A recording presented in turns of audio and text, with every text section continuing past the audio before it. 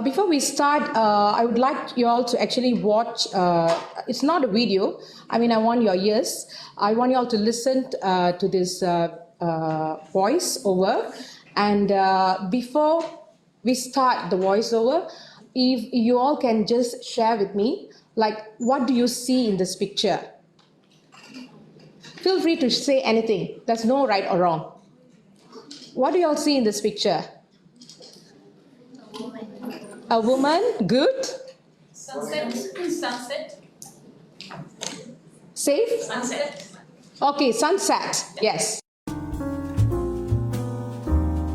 It's about like thinking what is that tragedy, how is it got to do with the waves and the women standing there. So let's hear what she's got to say.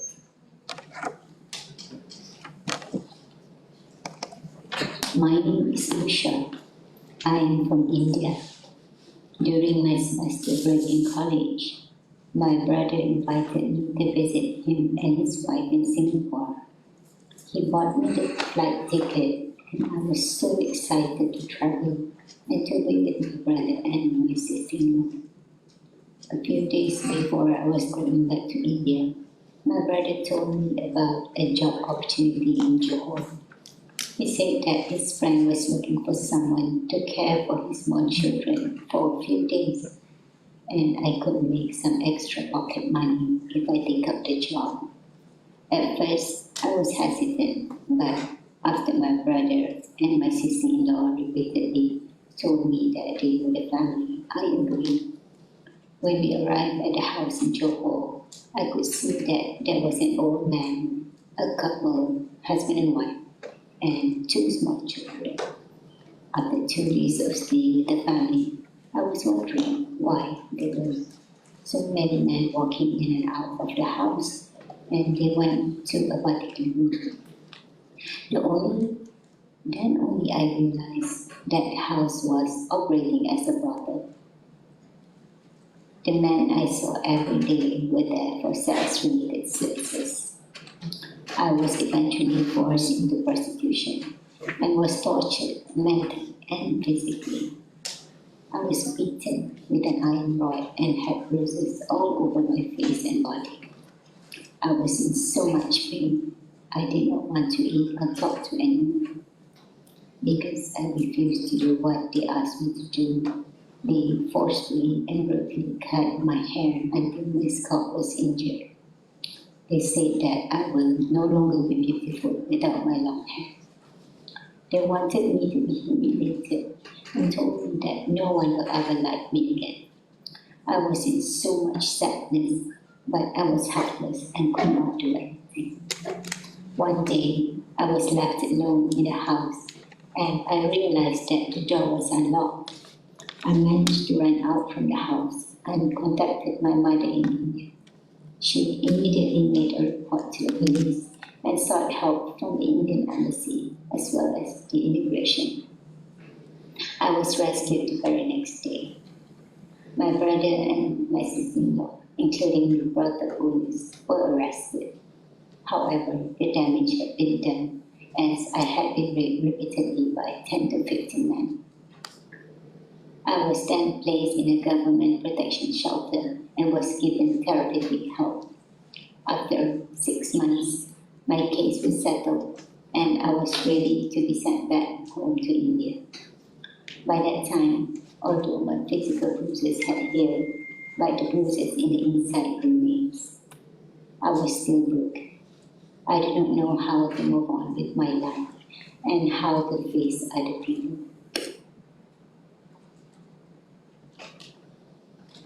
So this is one of the cases that we have worked on, and this particular case, and she was actually placed in a government protection shelter, and that's her story when she walked in. That's the actual thing that happened to her.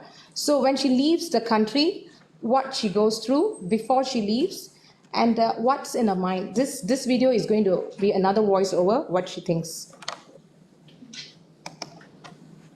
I cannot trust anyone anymore. I am alone. My only brother cheated me. I was able to do lots of things. I enjoy traveling, but I can't anymore. I'm afraid to travel now. I've always wanted to go to Singapore, but the word itself is a trauma to me now. Every time I remember a birthday, it gives me pain because the terrible incident happened during my birthday. Okay, this is what she actually goes through and what she feels and the overall how she processes the whole thingy. So it's not as easy as like once they finish the case and they just leave and they're back to normal. That's totally a different thing. And how are we going to engage ourselves? And how are we going to play a role as a community to support this kind of people? It can be women, it can be men, it can be children. So that's where we play the role from Sukha Society. It's an NGO that plays the role protecting children at the same time, because when it comes to children, sometimes they are rescued with parents. Sometimes they are rescued as a family. So how do we actually engage and how do we actually provide that kind of support? So I'm going to talk to you all about those kind of support rather than going in depth about human trafficking because that's enough yesterday. Is it cool right now? Yeah, okay. So please don't get very stressed or sad about what you heard from the voiceover. This actually should not make you sad, or this shouldn't make you feel why is it happening and all that. So let's try to think out of the box and find solutions on how we can actually assist or help the victims of human trafficking. They are actually survivors. We don't call them victims anymore. Once they actually survive from the whole situation, we place them in the government protection shelter and we call them survivors of human trafficking. Let's go on. Let's move on. Okay, the objective of our program is to provide services and creating awareness to the TIP survivors and related stakeholders. Related stakeholders that we're talking about can be from the government agencies, can be from the NGOs, international NGOs, or local NGOs, civil society organizations, and other groups that work on TIP-related issues. So we provide that kind of services and support. Who we are, Sukha Society is an NGO that's set up to protect and preserve the best interests of children and vulnerable community marginalized children, and our focus is on creating and implementing long-term projects. Yeah, our projects, if you visit our website, then you can see we have various projects and programs that we conduct. So it can be long-term and it can be short-term projects as well. And we find solution, like I mentioned just now, when you start thinking out of the box, you actually will start looking at how can I find solution to assist this person in combating the whole issue that she's going through. Okay, and how do you actually find solution and empowering them, and this empowering and solution should be sustainable so that someone else who's going to come into the picture can actually use the same method. How are we involved? Sukha Society's TIP programs and projects works toward helping TIP survivors to cope with their trauma through therapeutic programs. We call it therapeutic programs. Sometimes when I show you all the pictures and all that, you might be thinking that there's various activities. Well, we call it therapeutic because they get healed from the programs that we do. So it is therapeutic, and various programs that we do very much related to therapy related, and we also use the victim-centric approach. We don't want to impose something that we are interested in. We want to do something which is like victim-centric approach. Is the victim comfortable with whatever that we do? So we'll talk about that more later. And we also input the gender-sensitive approach. There's a lot of sessions and talks and information and communication about this gender-sensitive approach. This whole year, we have been doing a lot of programs on that. It's very important for us to inculcate the gender-sensitive approach towards the work that we do. That has benefited over 3,000 survivors to date. These are our impact areas. You can see that we do therapeutic sessions, skill development related programs, and income generating activities. Income generating activities are actually for women, not for children. Income generating activities are for women, men who have actually been promised with jobs, and they are exploited and they lost everything. So once they are rescued, they are not arrested. I would like to affirm this. Victims of human trafficking are not arrested. they are rescued. So they lose everything. So when they come into the protection shelter, it's empty. So what we do is, while you're doing this income generating projects, we also teach them how actually they can learn the skills. And the projects that we do are projects which is very much related to their own economic situation back in their country. We don't want to do something which is very high flying, something which is very difficult for them to go and get something done back in their own country, because most of them are coming from a very poor community. You see, so you cannot actually do something, for example, cooking therapy. We don't want to actually teach them something which has got the ingredients or materials which is very expensive to purchase. We actually teach them sessions which you can purchase back home, which is easy to find, which is also not so expensive. So those are the type of income generating projects that we do with women and men. With children, we don't, because children are not supposed to work. So we can do those kind of skills, but only in a skill-based kind of form for children, but not as income generating. We also do case management. We are actually appointed as a protection officer under the Council of Human Trafficking, MAPO. I think you have met the representative from MAPO yesterday. Yeah, so we have been directly appointed by the Council under the Ministry of Home Affairs. So we are a protection officer, and we are also victims assistance specialists. And these are two different roles that we play. I'll later on talk to you further on the roles that we play as a victims assistance specialist and protection officer. We also do programs on advocacy and empowerment. That means advocacy is not like carrying play cards, going out there and protesting and all that. Advocacy is a subtle advocacy where we actually slowly will talk to them about, what do you know about these things? What are your rights? What is this whole human trafficking issue is about? You know, what happens overall about the issue, and how do you engage, and how do you actually protect yourself? Those kind of advocacy, and also empowering them, because all our survivors who are actually placed at the government protection shelters are going through court cases. So we need to empower them so that they will be confident to actually continue with their case management. It's going to be very difficult if they are not confident, and it's going to be very difficult for the enforcement agencies as well, for the police and for the other enforcement agencies, because they need to make the case strong in order for us to see a good case and good prosecution. Okay, so those are the things that we do under the empowerment and advocacy. Awareness and training programs, yeah, these are various awareness programs and training programs on TIP-related issues according to the needs of the stakeholders who are working with us, and we are working with them. So they will request for certain subjects that they want on TIP. So we will tailor-make the program according to what they need. Like, for example, like today, when we are invited to present, we actually wanted to present only on the services that we provide, because I think the others were covered yesterday. We didn't want to actually package it again with all those tips and issues and policies and all that. So we come in different parts according to how we are needed.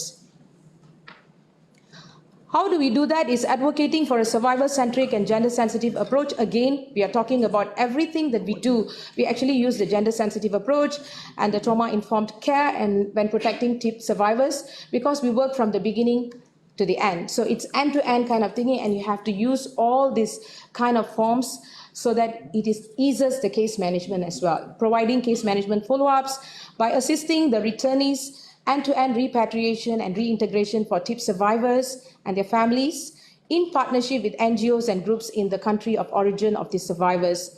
This is one more project that we do in Sukha Society, and we are very proud to say that so far it has been very well done. And this actually is quite successful with Sukha Society. It's because we work very closely with the enforcement agencies. Whoever enforcement agencies who comes in contact with the TIP survivors, so when they need repatriation assistance. Repatriation and reintegration means that the survivor's case has been revoked, and they have completed their case management in Malaysia, and they need to be sent back to their country. Sometimes they need support back in their country, so that's how we partner with the country of origin partners. Can be NGOs, can be individuals, can be groups where we seek support, because We don't want the trauma-informed care stops here, because they are still going through the. If you can see that the first video, the voiceover that I showed you all just now, the second voiceover, see, the girl was going back, and that's what she actually said. So that means her trauma level is still quite high. So how are we going to actually engage in still continuing the trauma-informed care back in their origin country by having partnership with the origin country partners, and to continue with the support in terms of partnering with the NGOs? What we do is receiving them from the airport and supporting the families of the survivors. It can be in terms of, if they have children, then we support them in terms of education, providing education. We support them in flight tickets if they are going back to purchase the flight tickets, and we support them in engaging individuals to go to their families to actually to see how they can also reduce their trauma of the family, if they have debt bondages and all that. It's because we did have cases like, in some countries, sex trafficking, right? The word sex itself is a taboo. I think all of us know that here. Like, we had a case from India, and she actually has gone through a very serious level of trauma, and we have done healing and all that. And the thing about her case was the family found out, and the perpetrator has actually shown the video to the family, and during her sex work. So how the pictures and everything. So for the Indian community there, it's actually a taboo, and it's very sensitive. So actually, when she actually wanted to connect to the family, communicate when her case was revoked, the family actually told her not to come back to India. So it's not going to be as easy as that. It's a different kind of approach again for the women, how she's going to get herself back into the community. So that is the reason why we connect with the individual NGOs or partners in their countries, so that that particular NGO or partners can go to the family and get the family ready there in order for them to receive these individuals. Integration in the society, it's not very easy, so you need a lot of level of skills and patience to integrate them back to the society so that they can go back and live as normal, which is a lot of challenges. Organize outdoor activities and programs for TIP survivors. This is another thing that the government has come out with, a freedom of movement. That means, like, for example, a few survivors who have been there under their protection order, they will be given the freedom of movement. So when they get the freedom of movement, we can actually bring them out to actually have sports related activities, or bring them out to expose them to, for example, recently we did with a few survivors of human trafficking this year, we brought them to the KLCC, because these survivors are from different parts of the world. We actually took them to the KLCC to look at the Twin Towers, and then we brought them to Aquaria to see the various things, because they are inside the protection shelter. Freedom of movement actually gives them that kind of space that, you care, someone is there to care for them, and I'm out and I can see this world here. Because when they come into Malaysia, they have been promised with skies and moon. So now let us show the sky and moon at least before they go back to their country. So that's where the freedom of movement works. So how do we do that? Again, continue with the conduct the therapeutic programs for TIP survivors at the government protection shelters. I will show you all, because I've been using this word therapeutic sessions in your minds. I think you all will be wondering, what is this therapeutic sessions? So I will show you all visually so that you all can understand what is it. Provide educational programs. These are actually for children who are trafficked at the children protection shelter. These are TIP survivors at the government protection shelters as well. So they have a different kind of program.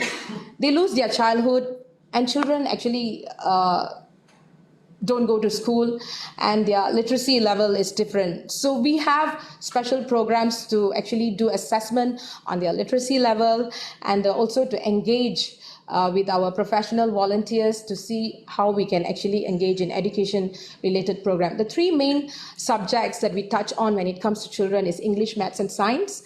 And we don't teach them like how we used to go to school and study. We actually tailor-make the program creatively in order for them to understand the numbers, in order for them to understand the words, greetings, Like for example, English subject, we actually teach them how to greet.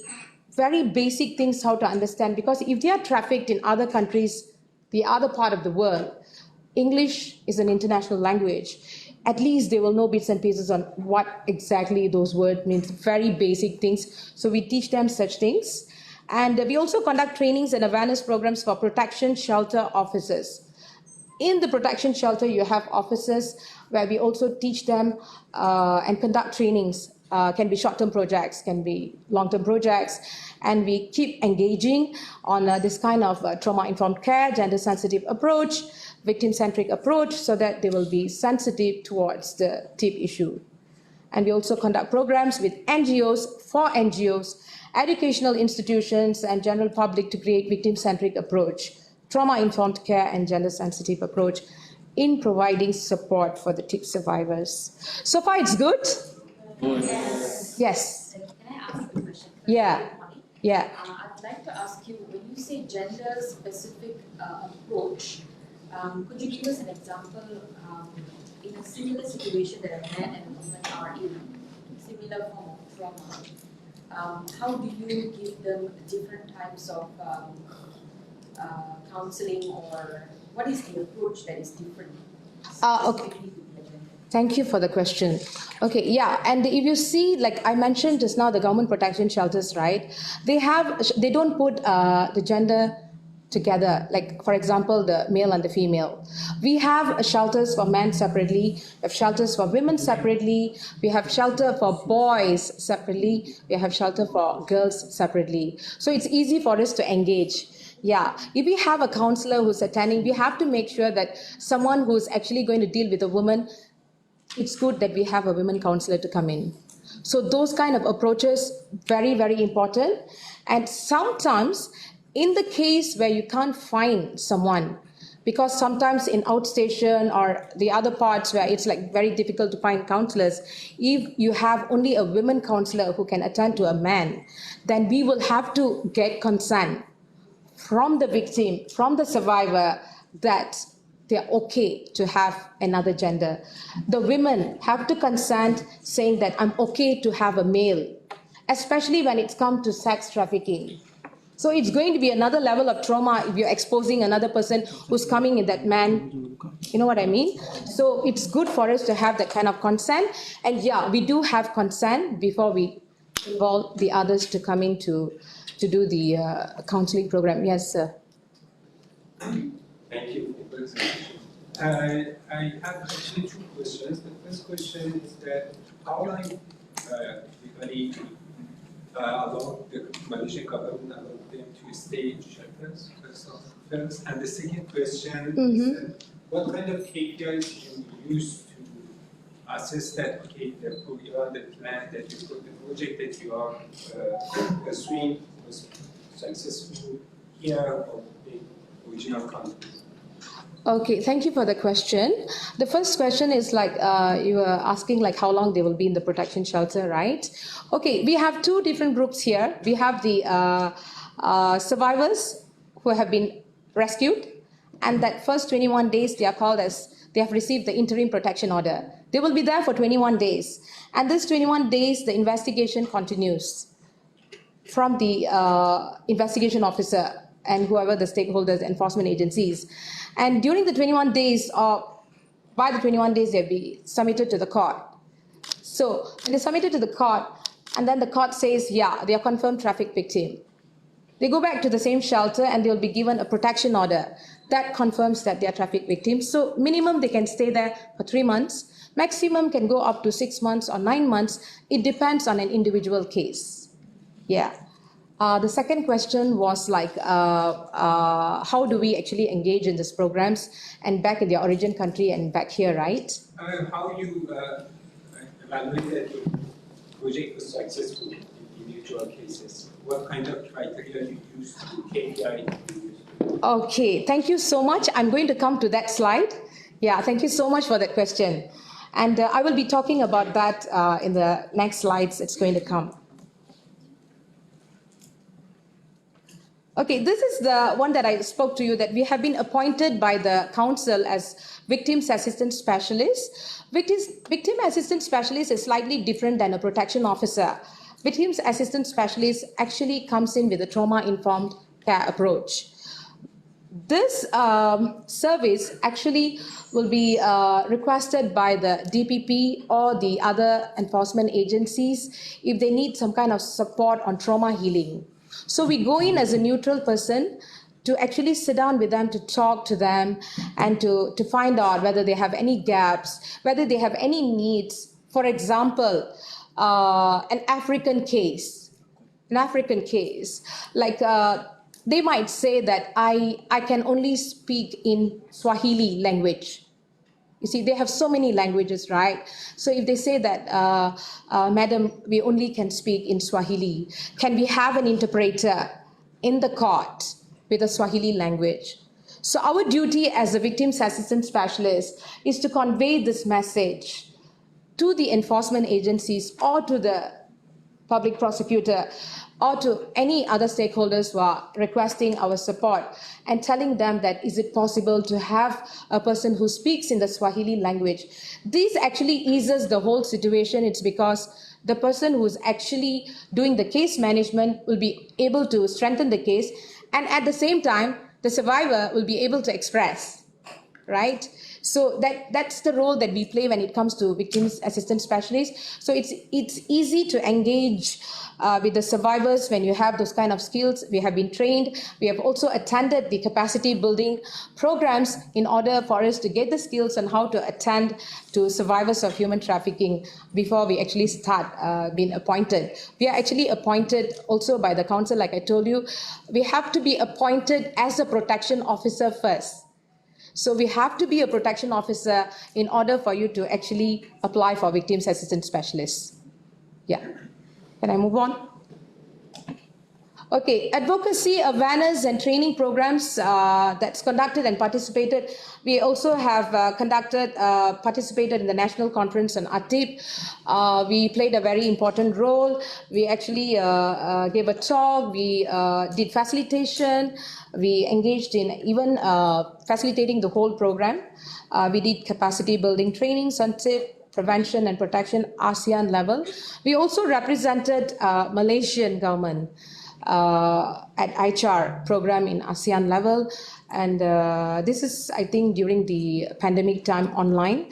And then again this year we was invited by the ASEAN team to actually do another program on TIP and related to gender sensitive approach and TIP, and represented MAPO Council and as well as the Malaysian government and Ministry of Home Affairs. We had regional trainings of trainers.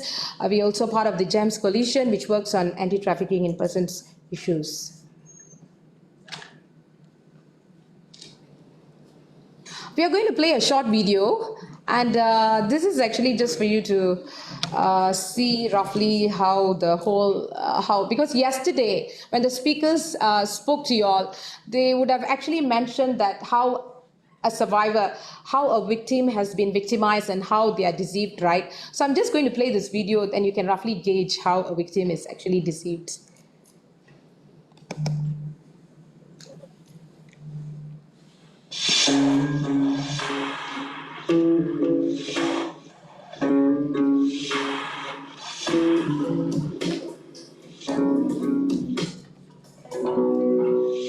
Hello, stranger.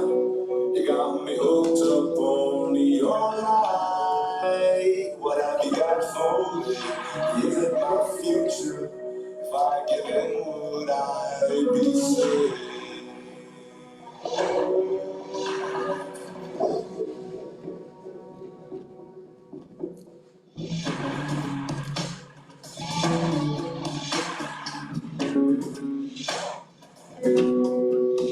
Say me, stranger, come and take me by your wings. What is that there for me? Well, I got nothing. I've always dreamt of flying high.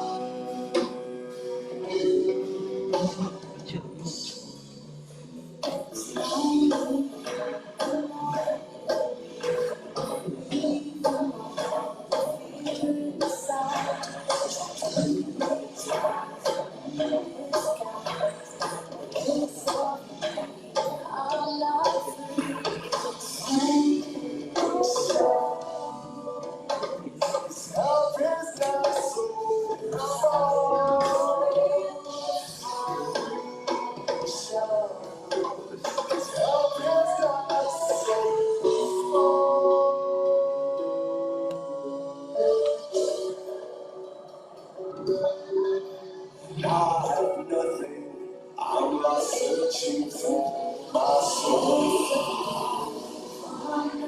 free.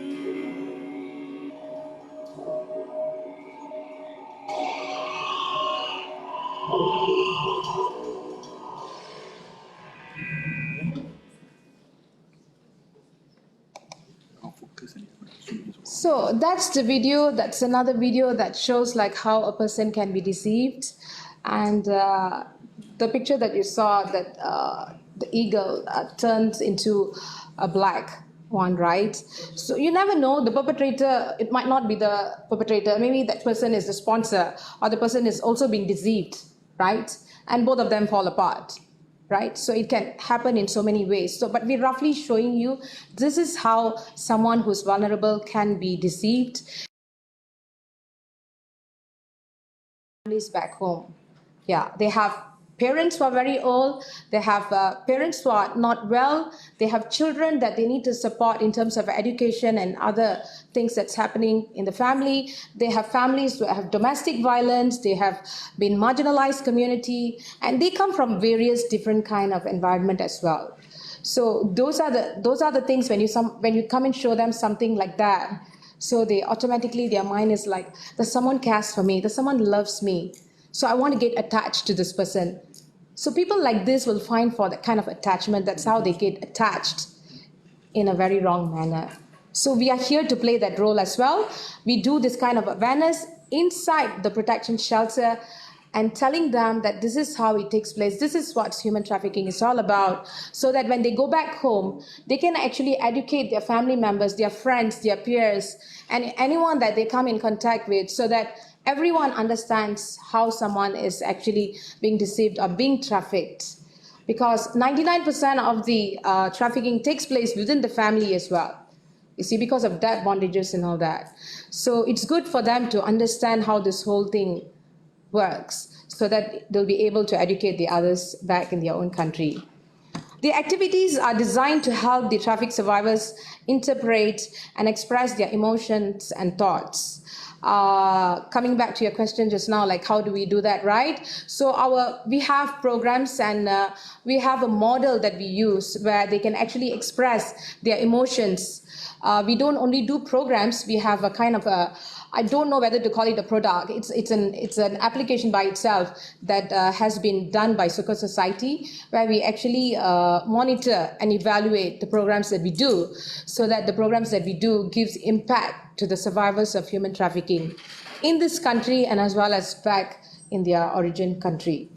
Most of the time, we conduct art therapy as it involves the use of basic techniques such as drawing, painting, collage, coloring, or sculpting to help them express themselves creatively.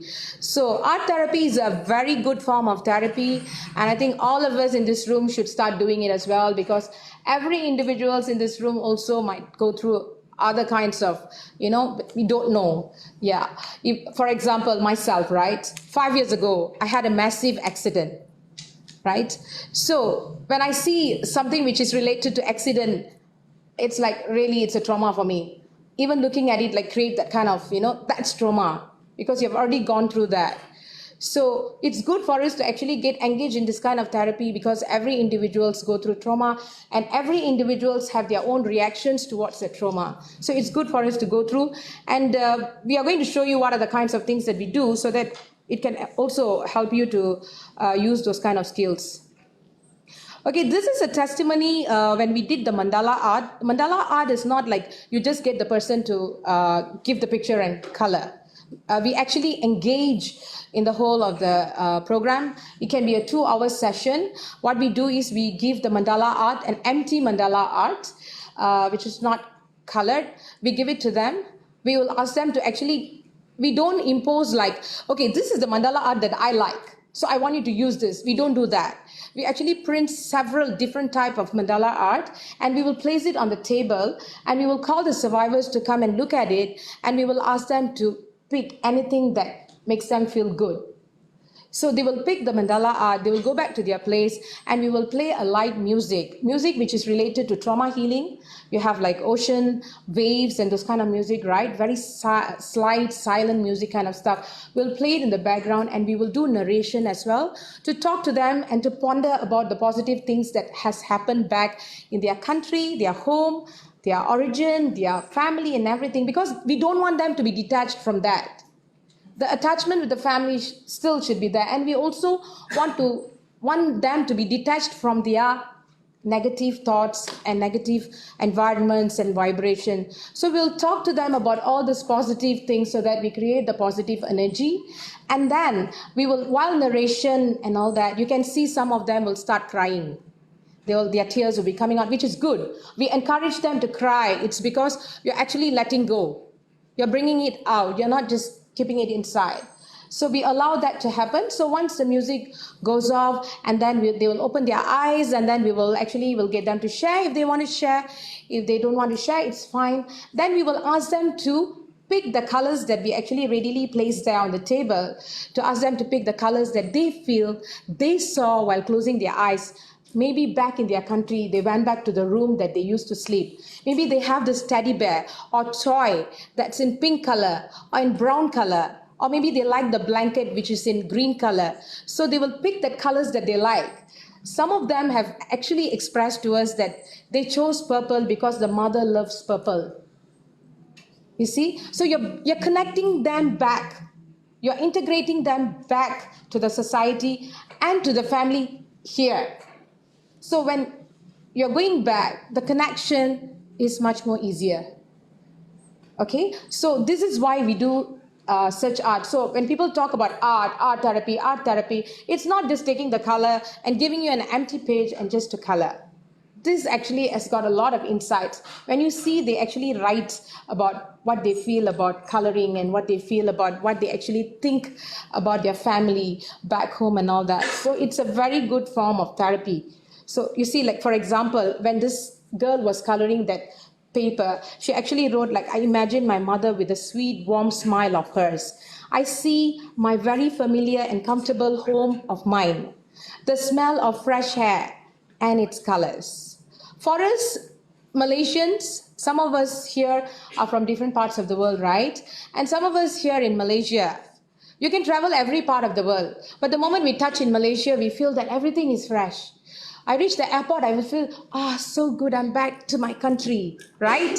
So this is how every individual feels, okay? So she can actually, through that art therapy, she can actually feel or she can smell the fresh air and its colors. I started sobbing, okay? I miss my mother and home so much. I was asked to process these feelings and to put them in colors, and I have them colored on the papers of mandala art.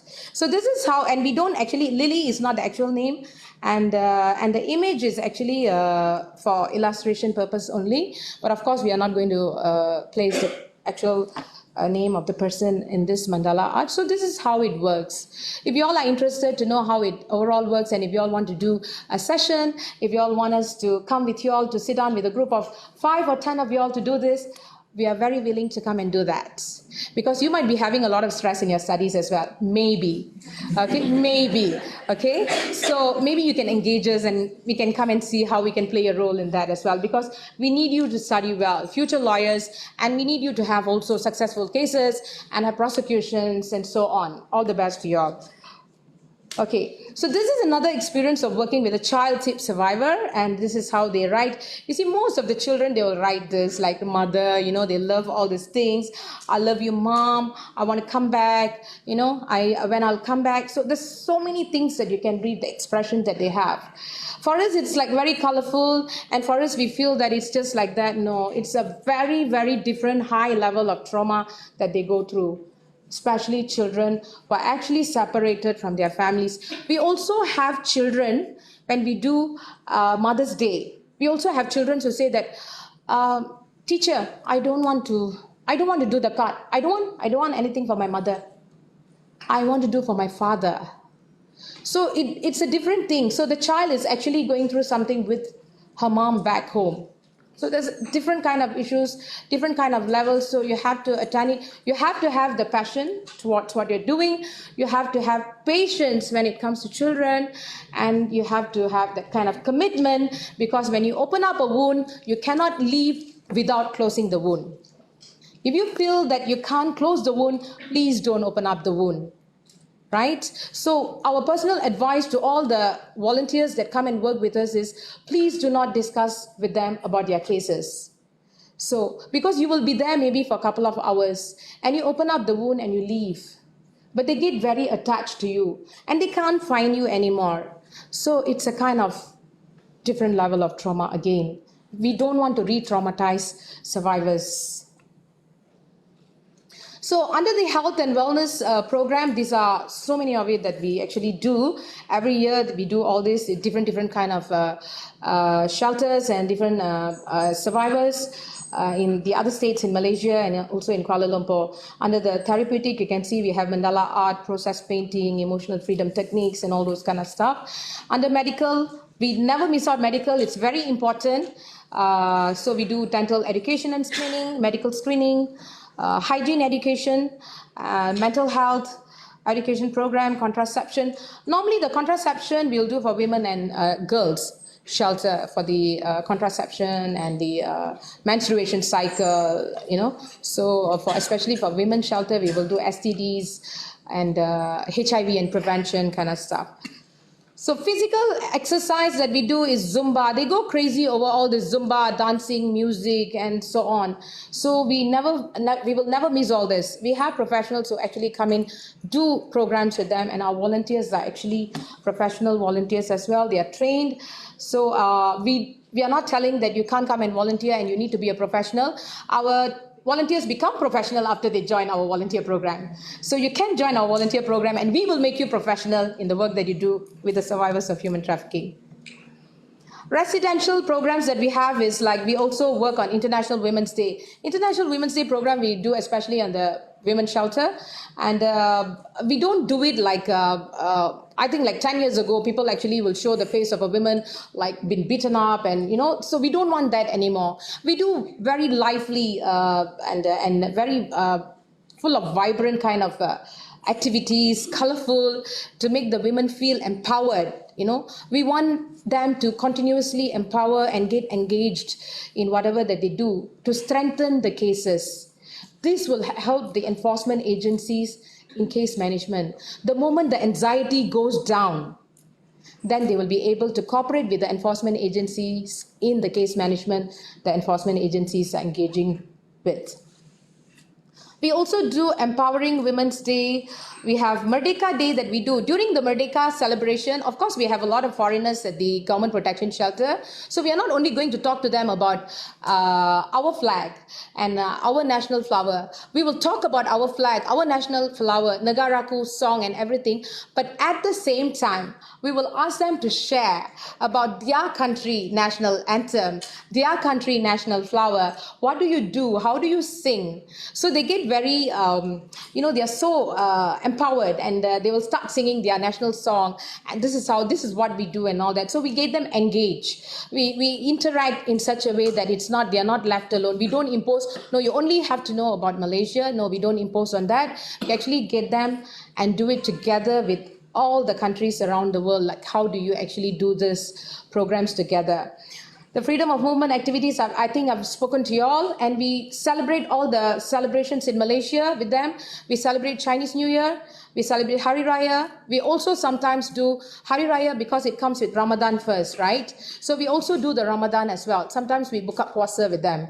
We break the fasting with them together, and then we also do the celebration of Hari Raya, Deepawali, and Christmas, while engaging and while explaining to them, this is how we celebrate this in our country. Do you have such celebrations back in your country, and how we can celebrate this? Other celebrations in their country, sometimes we will ask them, would you like to do that celebration? So when they say yes, then we will celebrate that with them as well. So this is how we engage. World Day Against Human Trafficking, we do that every year. And awareness on human trafficking in persons. Teachers' Day for children. International Day, World Children's Day for children. A fun day with the survivors is activity programs like CSR related programs where corporate organizations or our partners who wants to do a one-off program. That means they will write to Sukha Society saying that we would like to engage with Sukha Society and want to do a one-off program from 9 to 5 p.m. So the whole day they will be coming out with so many activities happening and colorful, and then they will bring food and snacks and everything. So they will be spending time with the survivors. So this makes the survivors feel good. Okay, so Stop Violence Against Women campaign. Yeah, we do that for, we are going to do the Stop Violence Against Women campaign. We are going to do an activity in a men's shelter. Because Stop Violence Against Women is not only for women, it's also for men to know how do we actually stop the violence. It's good to get men involved in this kind of campaigns, right? So we actually engage men as well. So we're actually going to do a program in the month of November under this topic on Stop Violence Against Women campaign to have an approach in a positive manner and to see how we can engage the men to be involved in this kind of campaigns. This is under the education and enrichment program. Like I spoke to you all, the children, normally we will teach them 3 main subjects. Apart from the therapeutic sessions is English, science and maths. So the English, science and maths, if you can see, you have reading. We don't do the reading with them like how we do it, like when we go to school, we take a book, like you guys also, you have a book and you take and then you read. Because their literacy level is different. So we do a different kind of reading.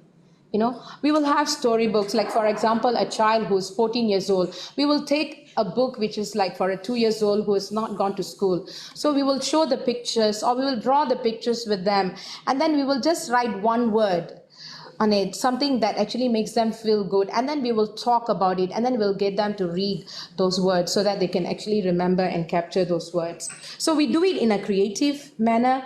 Even in science, we do it in a creative manner. Like for example, when we talk about heart, we actually draw the picture of heart. And then we will ask all of them to place their hands at this part of their body and we will ask them to feel your heartbeat. Okay, and what is the size of your heart? How do you know what's the size of your heart? So those kind of things. So it's actually something which is visual. You can't read to them from the books or you can't ask them to read because of their literacy level is different.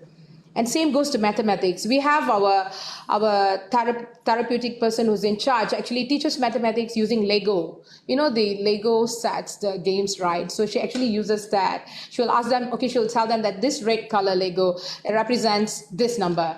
This black color Lego represents this number. So now I want to build something out of this. I want 2 houses and I want this amount and all that. So how do you build? So they will start building because for them it's like visual and it's colorful. So that's how we approach in teaching this education program for children. Skill development and training and case management is something that I've already spoken to you all about. Skills development and income generating projects for women. We do calendar, quilling, photo frames, bookmarks, and so on. You can visit our website. I don't want to go lengthy on all those things that we are going to do. And trainings for protection shelter officers is very important because sometimes they are not there every time. They might be transferred or they might be transferred to a different state or they might change jobs to a different place. So it's good to continuously have this kind of training so that they are inculcated with those victim-centric approach, gender-sensitive approach, and trauma-informed care. And we also teach self-care for the protection officers and as well as the staff in the protection shelter. They need a lot of self-care. It's because they are dealing with the survivors 24/7. And in the protection shelter, we have the administrative department where they actually work until 5. And we have another part where they are 24/7 there. So these are the staff actually needs a lot of attention. Then you'd be seeing them walking like a zombie sometimes like that because they are taking the second-hand trauma. You know, indirectly, they don't even know that. Sometimes you have to pat them and say, hey, I'm here. You know, I'm here. So can you look at me? Sometimes what they do is they will tell that, Cecile, can I talk to you for a while? Cecile, can we sit down after your session? So that kind of approach. So we actually do that kind of approach as well. We will attend to them after the program and then we will sit down and talk to them. This might ease whatever issues that they are going through as well. So those kind of supports here we give. Case management, like I told you, as a protection officer, the 21 days, right? When someone is rescued, when they are placed at the protection shelter, during these 21 days, the protection officer will be called to do a report, which is called a social report. This report accompanies the investigation officer's report. And in this social report, you cannot recommend that the person is trafficked. So what you can do is, you can actually write whatever that the person has gone through in depth.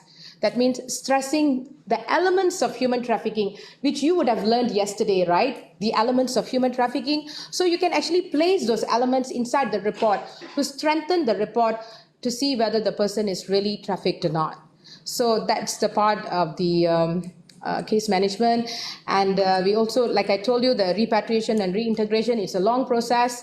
And the victim's assistant come in during the rescue until the end, where they go back to their country. Continues when they are still in their country. We will still follow up whether they are okay or not, whether they are safe, whether the family is safe and everything. So it continues.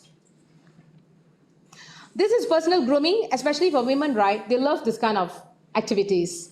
It is a very good form of therapy. They will request. Recently, I think last week, they actually requested, they wanted someone to come and teach them hair grooming. So we will actually ask every week that what you all want to do, what you all like doing.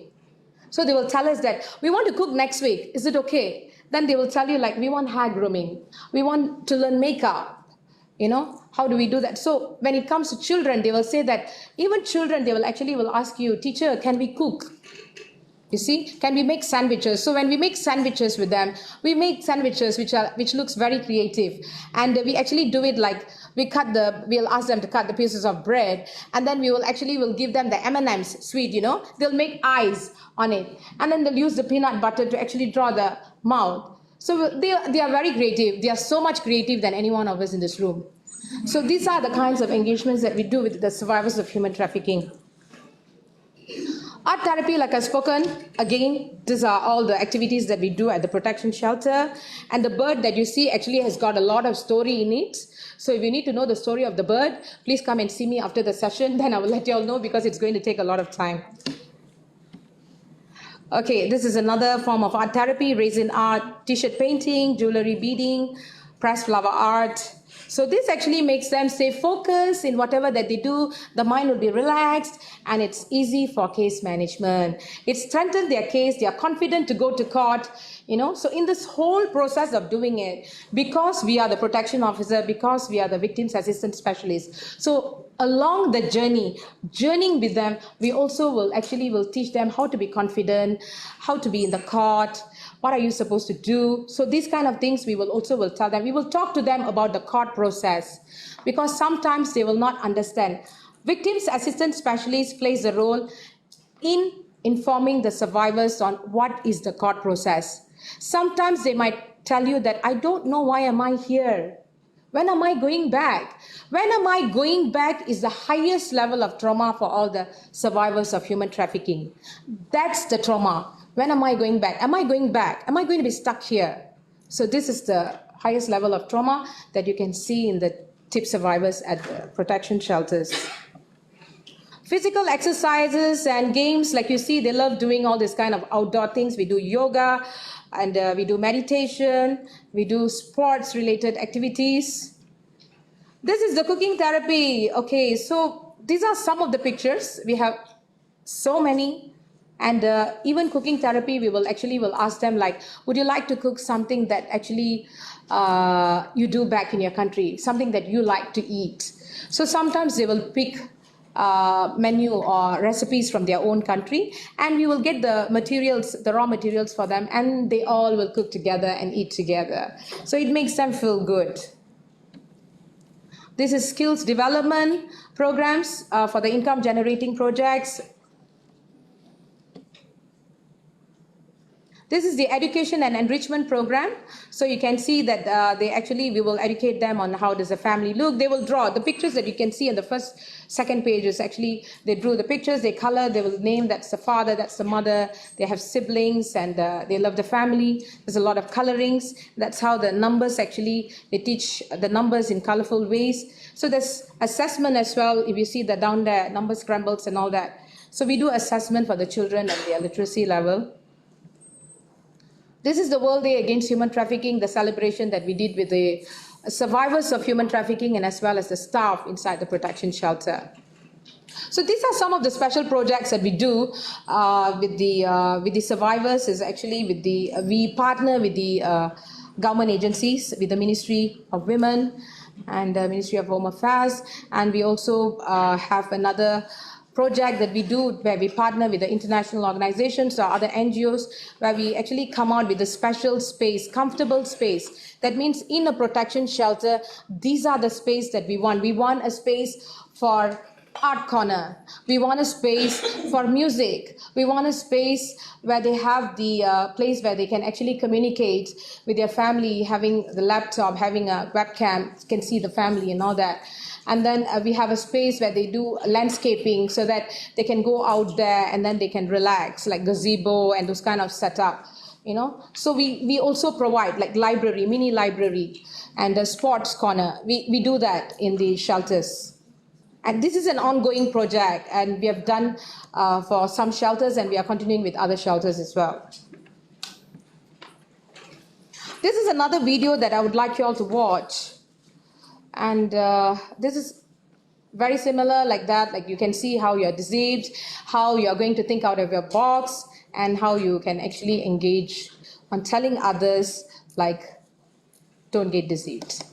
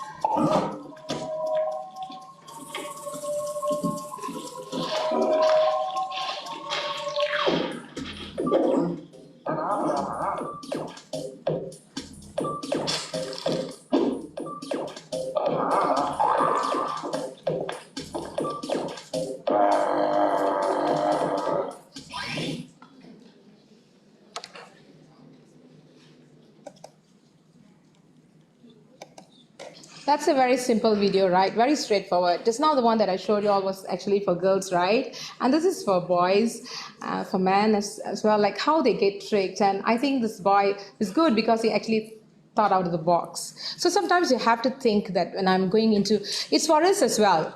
Like for us, like Malaysians, right? When we go into another country, I think we have to find out certain things like how do we actually, can I take out my shoes or not in that country? I mean, do I enter the house with shoes or without the shoes? And what's the traditions like? What are the types of food? You know, what is the law? What is the policy? I know for people who are illiterate, people, the literacy level is different. It's difficult, but there are still ways to find out. And what we can do is engage in this kind of things and bring awareness to people out there, like how they can actually support in this kind of information. I'm coming back to answer your question just now on how do we actually monitor. This is what we do in Sukha Society. We have this thing called as MNE, and our monitoring and evaluation program. And what we do is every year, by end of the year, the programs that we do throughout the whole year, it can be trainings, it can be therapeutic sessions, it can be workshops, it can be any form of engagement the whole year. So we will evaluate our programs on seeing like how we actually impact to the people who have received the program. Sukha Society collects the data on various activities conducted for the survivors at the protection shelters. So that means we will sit down in a group. Like, for example, this particular people who have been rescued, 10 of them, will sit down with these 10 people and to find out whether how these programs have actually impacted y'all, and what are the activities that y'all like, what are the things that y'all like, and how do you would like to get engaged with us. So this is what we do, and our MNE looks like measuring two key factors, which are like feedback towards the activities, which is very important. You can't be doing certain programs just ongoing without finding out whether it's giving impact to the survivors of human trafficking. So we do feedbacks and personal state of well-being and all that to the MNE. You can actually find out more, and you can find me at the foyer so that I can talk to you all more later. So please come and volunteer with us. We are looking for volunteers who can contribute in our weekly therapeutic sessions with the survivors of human trafficking at the government protection shelters. Feel free to visit our website. I will talk to you all more when you come and visit these are the booths actually we have set up at the foyer, so you can come and get our products that has been done directly by the human trafficking survivors, and the proceeds, one postcard that you buy or one bookmark that you buy, directly going to the survivors of human trafficking. It's not going to Sukha Society, it's directly going to the survivors of human trafficking. Okay, this is actually a note from Tony Kirwan. He's an activist who have actually started his own NGO after surviving a victim so many years ago, a human trafficking victim. And what he said about the whole thing was, I know that together we can do something about it. And I really hope together in this room, all of us can do something about the issue on tip. Do we agree with that? Yes. Thank you so much.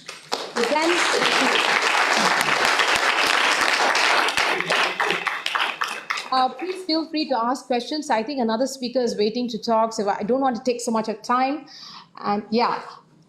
Actually, I'm not going to ask a question, but may I share a story in this room? Yes, of course, of course. Thank you. My name is Zayad. I'm from Indonesia. I'm a master's student here. I would like to express my gratitude towards this present and yesterday's session. After the voiceover video was shown, I realized that I might be nearly trafficked in Australia. Back in Indonesia, August this year, I was planning to apply for one of the civil servant jobs opening, and a police report was a mandatory required documents. So I went to the police station and made so I waited for the police report copy. And another woman approaches me. She offered me a plantation job in Australia with the promise of high salary and better living conditions. And she also told me that to worry not, because this is an under agreement between the Indonesian and Australian government. And she was lovely and caring, as if she was open to help me, even as far as giving her contact information. So, but Alhamdulillah, I decided to go to UM instead. Very good choice. Back to you. Thank you so much. Yeah.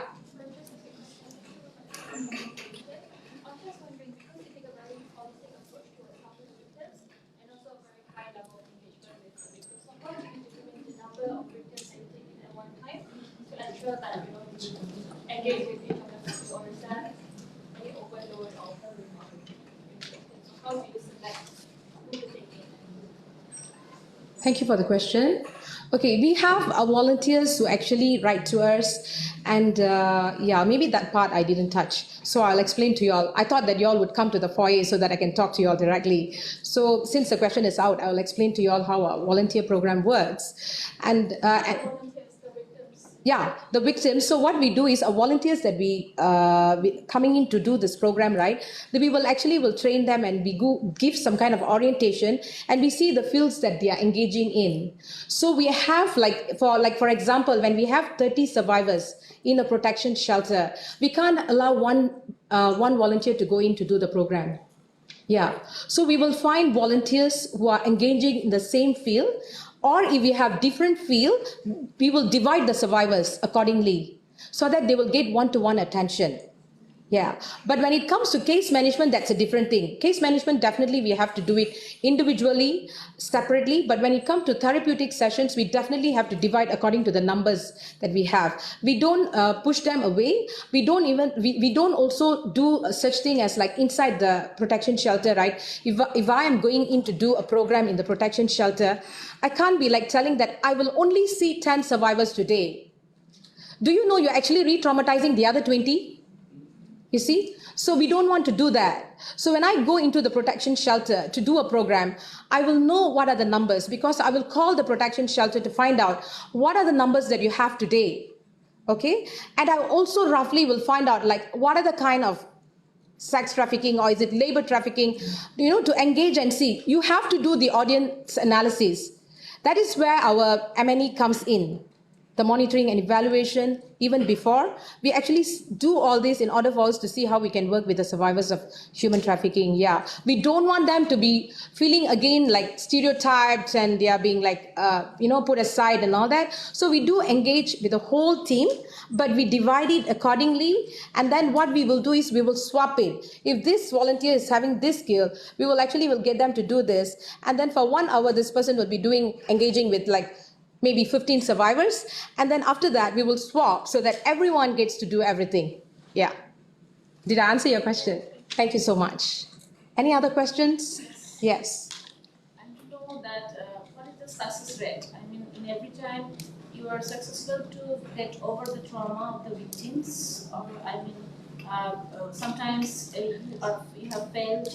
Some of them are maybe in grave trauma, and you can't help them in every way you have tried. So I just want to know that what is your success rate, and whoever has failed, what is your next initiative for them? Okay, before we, thank you for the question. Before we started the repatriation and reintegration program, right? Repatriation and reintegration program we have been doing for the past, if I'm not mistaken, 10 years. Before that, the early stages, right, we didn't have the repatriation and reintegration. It's like we are working very closely with the government agencies. So we also have to make sure that we are not going out of track. We have to work hand in hand. So when we started introducing on the repatriation and reintegration, we have to make sure that is it aligned with their policies and everything. So when they said yes, it's okay to do that, that's when we actually can see the success rate, because you're also doing it back in their destination country. But of course, it's very difficult to gauge the success rate. It's because they are out there. Even when you link them with the country of origin, groups and NGOs, it depends on how they want it as well. You see, like when we did the repatriation for 5 survivors this year, somewhere around in May, the month of May, and they've gone through our whole program of repatriation and reintegration. But the thing is, one of them didn't want to be part of it. Yeah, she still wants to go. And you see, after that, we heard that she wants to go. And you see, sometimes we are not in control of everything, you see. So, but of course, that doesn't mean like you see somewhere that you can see gaps and, oh my God, this is not happening, so I'm not going to do any more work on human trafficking. That's it. We can't go on like that. Okay, we just have to move on. We definitely will have those kind of moments where you feel that you're down, and I think as an individual and as a trainer or as a person who's working with the TIP victims, you yourself personally need self-care. You have to go out there, please care for yourself, and come back energized and start doing more so that it will help the survivors. Thank you. Thank you.